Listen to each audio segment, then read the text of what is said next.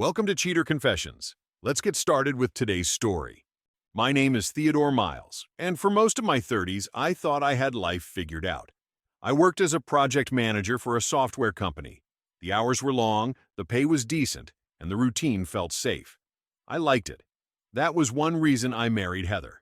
We met at a friend's birthday dinner. She walked in late, laughing, unapologetic, carrying a bottle of wine she had clearly picked up on the way.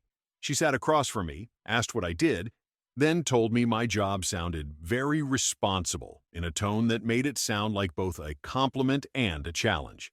6 months later, we moved in together. A year after that, we got married. The wedding was small, neat, organized down to the last candle. That was my influence. The charm, the speeches, the dancing until midnight. That was hers. From the outside, we looked solid. 2 steady incomes, a modest condo, regular workouts together at the gym, the usual dinner with friends on weekends. We had small arguments, nothing explosive. She liked spontaneous trips. I liked planning. She enjoyed crowded bars. I liked quiet restaurants. Normal friction, or so I told myself. There was one thing that never sat right with me, though. His name was Elliot Hart. She had worked with him at an advertising agency before we met.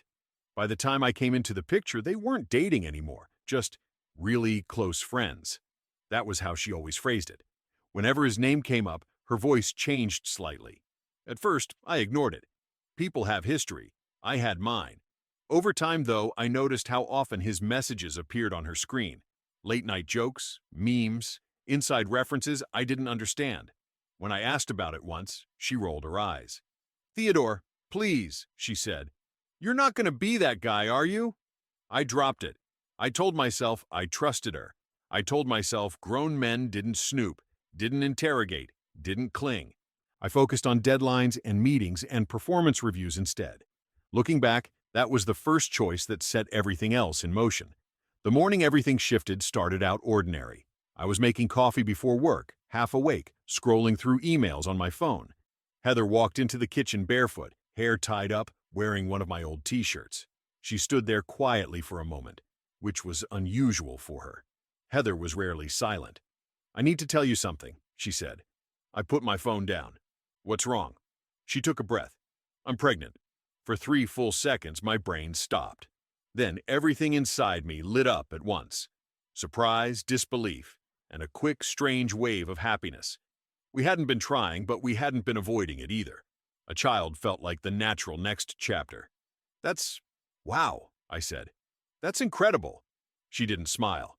Instead, she leaned against the counter and folded her arms. "There's more." My stomach tightened. "Okay, go on." She didn't look at me when she said it. "The baby might not be yours." The words landed like a punch I didn't see coming. I didn't move. My hands stayed flat on the table. I forced myself to breathe slowly. "Whose?" I asked, though I already knew the answer. She cleared her throat. "Elliot. It's complicated, Theodore." I kept my voice steady. "Is it?" She winced. "It just happened. We were going through a rough patch, and you were busy, and he was there, and I made a mistake. But I don't know the timing. It could be yours. It could be his." She said it like she was explaining a scheduling conflict, not tearing our marriage in half. I didn't shout.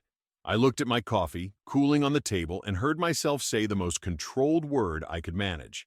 "Congrats." She blinked at me. "What? Why would you say that?" I shrugged slightly. "You told me you're pregnant. That's what people usually say." She frowned, confused by my calm. "We can get through this," she said quickly. "You're stable. You're dependable. You'd be a great father no matter what."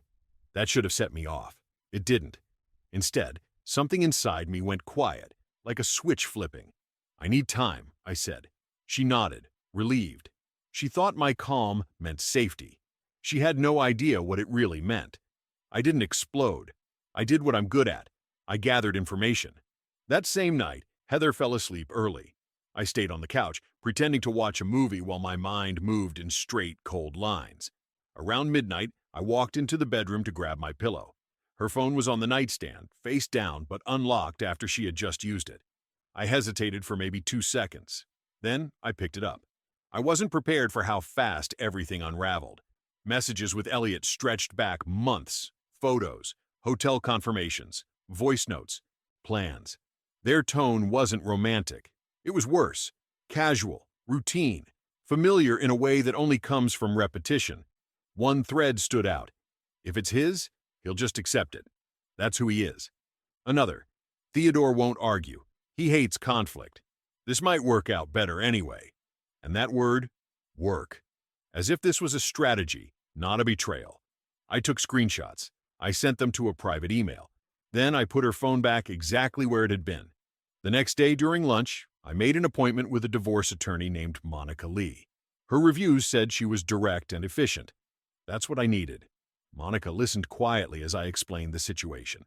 When I finished, she leaned back in her chair. "You're handling this better than most people would," she said. "That's good. Calm is leverage." I nodded. "What should I do next?" "Don't confront her," Monica said. "Not yet. Act normal. Collect anything that confirms the affair. Transactions, messages, dates she wasn't where she said she was. Keep your routine stable so she doesn't suspect anything. When the time is right, we'll file for divorce and request a paternity test immediately." I wrote down everything she told me. That week, I pulled up our joint bank account records. Several charges stood out: rides to a boutique hotel, a restaurant she said she'd never been to, a spa weekend she claimed was a work retreat. The evidence lined up cleanly. Every new detail made my calm settle deeper, not crack. Heather thought she understood me. She had no idea how wrong she was. To keep everything steady, I had to act like nothing had changed. The hardest part wasn't pretending to care. It was pretending to care just enough to keep her comfortable. Heather became strangely affectionate the week after her confession. She cooked dinner twice, which she never did. She asked if I wanted to pick out baby names. One night, she touched my arm and said, "I'm glad you're being mature about all this." I nodded. We should take things step by step. That was all she needed to hear. She relaxed. She stopped watching me. She went back to chatting on her phone, humming while she folded laundry and scrolling through sites with nursery furniture. She had no clue that every day I collected more pieces of the puzzle. I kept all communication simple and neutral. No long talks, no emotional openings. It was almost mechanical. Wake up, shower, work, dinner, sleep. She thought my quiet was shock. It wasn't. It was precision. Heather had mentioned wanting a small celebration dinner with close friends to share the pregnancy news soon. That gave me a perfect environment, public enough to prevent a scene from me, but not chaotic enough for her to twist the narrative before the documents were served. One night, Heather called from the living room. "Hey, Theodore, do you think your parents will want to come to dinner?" I leaned in the doorway. "Maybe. Let me check with them." Inside, I felt nothing. No anger, no sadness, just clarity. The disguise was working. The exit was coming. The dinner was scheduled for a Friday night at a quiet Italian place Heather liked. She spent the whole afternoon getting ready, curling her hair, trying on different dresses, asking which one looked more motherly. I told her they all looked fine. She seemed satisfied with that. On the drive there, she talked non-stop about how excited she was to share our news. I kept my hands steady on the wheel and answered with short, neutral replies. She didn't notice anything off. She was too focused on the spotlight she was about to stand in. When we walked into the restaurant, a small group of our friends was already seated. They stood, hugged her, congratulated her on the pregnancy before she even said anything. She must have hinted at it earlier. I took my seat, nodded politely, and checked the time on my phone once. Heather tapped her glass. Okay, everyone settle down," she said, beaming. "I want to say something important tonight." She never got the chance. A man in a dark jacket stepped up to our table. "Heather Miles?" Everyone turned. Heather blinked. "Yes?" He handed her a sealed envelope. "You've been served." Then he walked out without another word. For a second, there was complete silence. Heather tore open the envelope, scanned the first page, and her breath caught. "You filed for divorce?" Her voice rose instantly. "You're doing this now? Here?" I stayed calm. "Yes." She slapped the table. "In front of my friends? Are you insane?"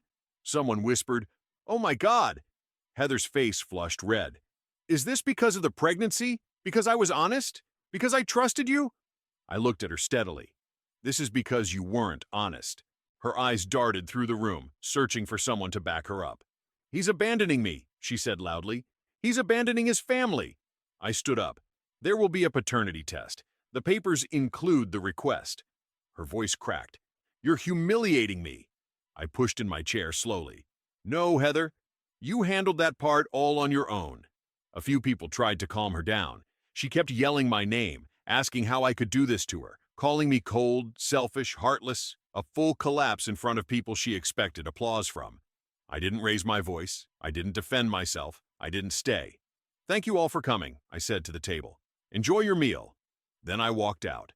My phone vibrated nonstop before I even reached the car. Calls, texts, voice messages, all from Heather. I let every one of them go unanswered. That night, I sat in my living room alone, listening to her words fill my voicemail while I deleted each message in silence. The next morning, I woke up to 47 unread messages from Heather. Some were long paragraphs begging me to talk. Others were short, frantic bursts. "Call me. Don't do this. We can fix everything." A few were angry. One just said, "You ruined my life." I didn't reply. Instead, I forwarded the process server's confirmation to Monica, who responded within minutes. "Good. Stay steady. She'll swing between denial, guilt, and panic. Don't engage." That was exactly what happened. By the second week, Heather began showing cracks I hadn't seen before. She stopped going to her yoga classes. She called in sick at work, twice. Friends who had been cheering her on at the dinner suddenly stepped back. Some asked questions she didn't want to answer. One afternoon, she showed up at the condo unannounced. She knocked hard enough that I thought the door might crack. "Theodore, open this, please." I opened the door halfway. "What is it?" Her eyes were red. "We should talk inside." "We'll talk here," I said. She let out a shaky breath. "The test. I don't want it. We don't need it. We can raise this child together. You're the stable one. You always have been." "That's exactly why we're doing the test." She swallowed. "You don't trust me?" "I read your messages," I said. Her face fell instantly. No denial, no anger, just collapse. She backed up a step like her legs had given out. "You saw everything?" "Yes." For a moment, she looked small. Then the panic came back. "Elliot stopped responding to me," she said. "He blocked me on everything. I don't know what he wants. I don't know what he's thinking." "That sounds like a conversation for him." She shook her head. "I made a mistake. I made a huge mistake. But we're married. We can fix this if we try." "No," I said calmly. "We can't." She stared at me, waiting for something. Anger, sympathy, anything. When she got nothing, her voice tightened. "You're throwing away a family." "You threw it away," I said. "I'm just closing the door." After that, she left. 2 days later, Monica notified me that Heather finally agreed to the prenatal paternity test. The appointment was set for the following week. I showed up on time. Heather arrived 10 minutes late, wearing sunglasses and holding her arms around herself like she was trying to keep from falling apart. The test took 20 minutes. No drama, no shouting, no eye contact. The results arrived a little over a week later. I was not the father. I felt everything inside me loosen. Not happiness, just a quiet release. The divorce moved fast after that. With proof of the affair and misused funds, the division was simple. I kept the condo. She got a small settlement and moved into a smaller apartment across town. No alimony. No shared assets beyond a few pieces of furniture she insisted on taking. Heather's life shrank almost overnight. Friends drifted. Her workload increased when coworkers stopped covering for her. Elliot stayed silent. She had built everything on a version of herself she couldn't maintain, and now it was cracking. The night Monica emailed me the finalized decree, I read it twice, then closed my laptop and exhaled. It was done. Heather gave birth in late spring, a girl. I found out the way most people did, through a picture she posted online with a long caption about new beginnings and doing it all alone.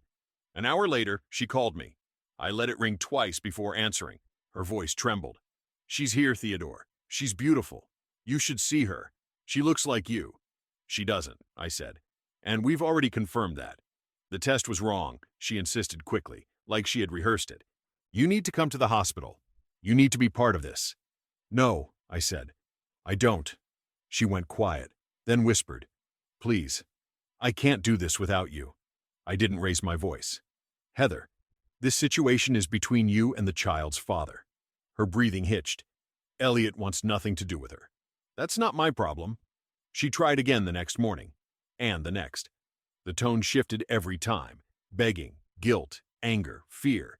She said the hospital bills were high. She said she wasn't sleeping and that she needed help. I answered only once more. Heather, stop calling. This ended months ago. Handle your responsibilities. After I hung up, I blocked her number. A week later, my friend, Fred, met me for lunch. He sat down, eyes wide. Man, have you seen what she's posting? No, I said. I'm not looking. Well, according to her, you walked out on your family, and Elliot is a coward. She's playing the sympathy angle hard. That didn't surprise me. When someone's entire identity rests on appearances, losing control of the story hurts more than losing the relationship. 2 weeks later, I got a message from a number I didn't recognize. It was Kinsley, one of Heather's former closest friends, the one who never bought Heather's excuses. Her message was short. I know you're not checking her profile, so you should hear this directly. Heather admitted she always knew the baby wasn't yours. She told me she thought you'd step up anyway. I'm sorry. You didn't deserve that. I stared at the message for a long moment, then replied, Thank you. Please don't send me any more updates unless it's urgent. She agreed. Meanwhile, Elliot tried to dodge responsibility. Heather filed for child support, and he ignored the paperwork until the court forced the test. That second test confirmed what everyone already knew. He was the father. Now Elliot owed support. Real, steady payments. He couldn't vanish anymore. He couldn't block his way out, and Heather couldn't paint him as the victim when the court record said otherwise. Her circle shrank. Her posts got quieter. People stopped commenting. The sympathy dried up fast. Heather had built her world on borrowed affection and blurred boundaries. When the dust settled, everyone she leaned on stepped back, and she was left alone with the truth she had tried to manipulate into disappearing. For the first time since the morning she told me she was pregnant, I felt peace. Not joy. Just peace. Clean and steady. The kind that comes after a storm finally runs out of rain. Summer came, and with it a sense of quiet I hadn't felt in years. The divorce was behind me. The paternity mess was settled. The calls had stopped. I had moved into a smaller apartment on the north side of town. Nothing fancy. Clean walls, empty closets, no ghosts. Work improved too. With fewer distractions, my focus sharpened. My manager noticed and tossed more responsibility my way. I didn't celebrate. I just kept moving. Calm wasn't something I acted out anymore. It stuck to me naturally. One evening, Fred invited me to a small get-together at a coworker's place. I almost said no, but he insisted. You need to talk to people who don't know your whole history, he said. It'll reset your head. He was right. That night, I ended up talking with a woman named Naomi, an old acquaintance from college who had recently moved back to the city. We weren't flirting. We weren't hinting at anything. We just talked music, work, the ridiculous cost of groceries. Before we parted, she said, You seem grounded, like someone who's not easily thrown. I didn't tell her why. I didn't need to. A few days later, I got one final message from an unknown number. It was Heather. It wasn't angry. It wasn't dramatic. It was just this. Theodore, if you ever want to be in her life, I'd support it. She needs a positive male role model. I read it 3 times. There was a time when that line might have cut me open. Not anymore. I typed my response slowly so every word stayed steady. I'm not the father, and being involved would only give you hope for something that won't happen. I wish your daughter a good life, but I won't be part of it. Please don't contact me again unless it's strictly necessary. I hit send. No anger, no victory lap. Weeks passed. Routine settled in. Naomi and I began meeting for coffee after work. Nothing serious, nothing rushed, just 2 people who understood quiet. I didn't know where it would go, but I liked the pace. Sometimes, when I drove home at night, I thought back to the morning Heather told me she was pregnant. I remembered the coffee on the table, the pause in her voice, the weight behind my answer. Congrats. She took that word as weakness. She took my calm for surrender. She thought silence meant she still held control. But calm isn't surrender. Silence isn't weakness. Sometimes it's the start of a plan. Looking back now, I don't regret that moment. That one controlled word created the distance I needed to see everything clearly. I walked away from a life built on half-truths, careful lies, and someone else's expectations. And I stepped into something straighter. The storm ended. The ground dried. And for the first time in a long time, I could finally breathe again. Thank you for watching.